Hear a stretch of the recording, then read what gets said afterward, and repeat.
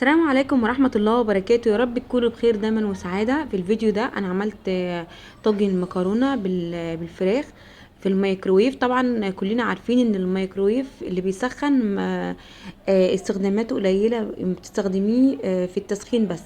لكن انا عملت الطاجن، عايزة اقولك جميل جدا في الميكروويف. تابعوا الفيديو الاخر وهتشوفوا الطاجن جميل جدا في الميكرويف اللي هو بيسخن. لأول مرة تشوفي قناتي ما تنسيش تشتركي في القناة وتفعلي الجرس عشان يوصلك مني كل جديد، وما تنسينيش في لايك للفيديو. اول حاجة انا حطيت هنا سمنة، حطيت سمنة على زيت، وحطيت هنا بصلة صغيرة مبشورة. دلوقتي انا محضر علشان هعمل الفراخ. عايزه اقولك هيطلع الطاجن معاكي جميل جدا لو عملتيه بالطريقه دي. وكمان اللي حابب يعمل اكله سريعه، الاكله دي سريعه جدا وسهله، وكمان في الميكرويف من غير ما تشغلي الفرن بتاع البوتاجاز. فالطريقه دي حلوه جدا. دلوقتي انا حطيت البصله واسيبها تتحمر، يعني نص تحميره كده، وبعد كده احط قطع الفراخ. دلوقتي حطيت قطع الفراخ زي ما انت عايزه، الكميه اللي انت عايزه تحطيها. وطبعا لو انت مش عايزه تعملي بالفراخ، عايزه تعملي باللحمه المفرومه، ممكن تحطي بدل الفراخ لحمه مفرومه. ودلوقتي انا هقلب الفراخ مع البصل، وهسيب الفراخ كده تدبل مع البصله. بسيبها شويه، بعد كده بحط بقى هنا شويه ملح،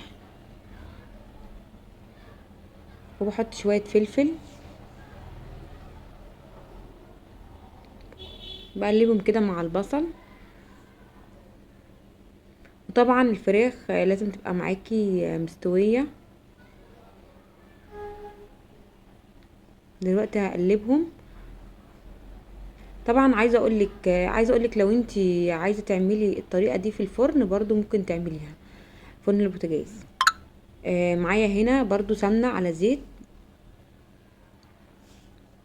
بعد كده هحط هنا دي حله، احط هنا البصل. انا عملت بصله كبيره فحطيت نصها مع الفراخ ونصها هنا في الحله. البصله هنا احمرت، هنا البصله لازم تحمر. بعد كده بحط الطماطم، نص كيلو طماطم ضربها في الخلاط. وبسيب الطماطم كده على النار، مش بسيبها كتير، يعني بسيبها كده 3 غلوات ولا حاجه، علشان لسه هتكمل سوا مع المكرونه. يعني ما بتسيبهاش لحد ما تتعمل صلصه معاكي. انا عايزاها تغلي بس غلوتين وتبقى معايا خفيفه كده، ما تبقاش تقيله. حط هنا مكعب مرقه فاين فوز. انا بحب فاين فوز عن ماجي. واحط برضو شويه ملح، ما تحطش ملح كتير علشان المرقه عليها ملح.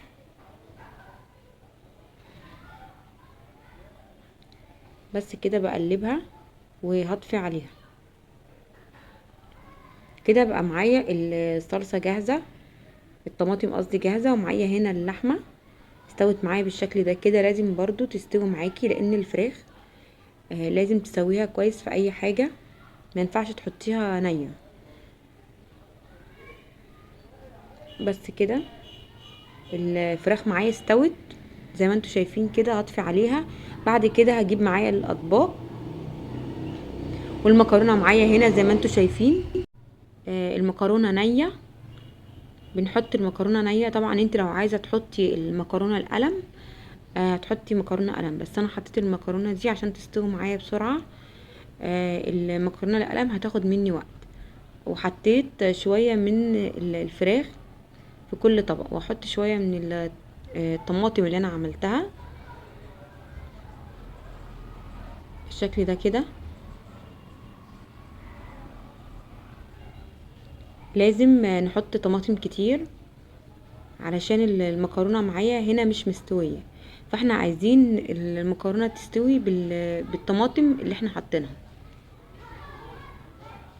كمان احنا حاطينها هنحطها في الميكروويف، والميكروويف التسويه بتاعته بطيئه مش زي التسويه بتاعه الفرن.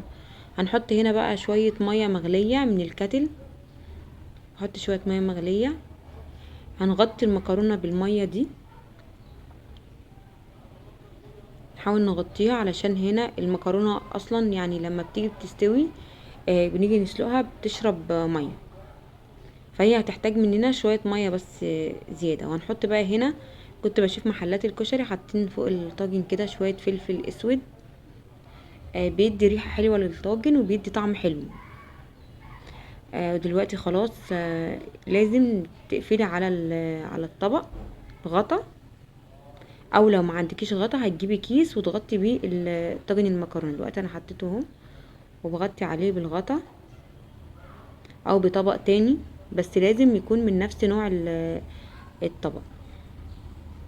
لو ما عندكيش طبق غطي بالكيس، بس غطي كويس علشان المكرونه معاكي تستوي وما تنشفش. مش هينفع تحطيها من غير ما تغطيها.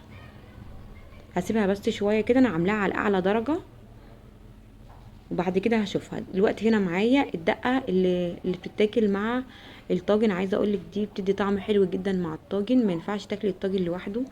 دي طعمها حلو جدا. معايا هنا 4 فصوص توم مفرومين، ومعايا شويه كمون وشويه ملح وليمونتين، وكمان 3 معالق من الخل. وحطيت هنا ميه مغليه بس كده. كده الدقه بتاعه الطاجن جاهزه. الدقه دي ممكن تنفع برضو للكشري، بعملها برضو للكشري نفسها هي. دلوقتي انا طلعت الطاجن من الميكروويف. وده شكله. طبعا هو شكله ان هو استوى، بس هي يعني ناقص له شويه عشان يستوي. فانت لو طلعتيه ولقيتيه معاكي لسه ما استواش، يعني في المكرونه كده لقيتيها نيه، حطي شويه ميه مغليه علشان تستوي معاكي. ودي اخر مره انا هحط فيها ميه. ممكن تحطي من الاول ميه كتير، بس انا معرفتش احط ميه كتير علشان الميه ما تقعش مني وتبهدل تبهدل الطبق بتاع الميكرويف. فانت لو عشان الطبق عندي صغير، فانت لو الطبق معاكي كبير ومش حاطه مكرونه فيه كتير، انا حطيت مكرونه كتير، فانت ممكن تقللي المكرونه وتحطي ميه كتير. انا بقى حبيت لما تشرب احط ميه تاني. ما تكتريش المكرونه في الطبق، علشان لو كترت المكرونه الميه هتغلي مع المكرونه وهتقع معاكي على طبق الميكرويف تبهدله يعني. دي معلومه مهمه لازم تاخدي بالك منها. وده شكل الطاجن النهائي بعد ما خلص. عايزه اقولك طعمه كان جميل جدا، ما يفرقش حاجه عن الطاجن اللي بناكله في محل الكشري. ومعاه الدقه بتاعته بتحطيها عليه كده وانت بتاكلي، جميل جدا بجد. جربوه هيعجبكم جدا. يا رب يكون عجبكم. مع السلامه.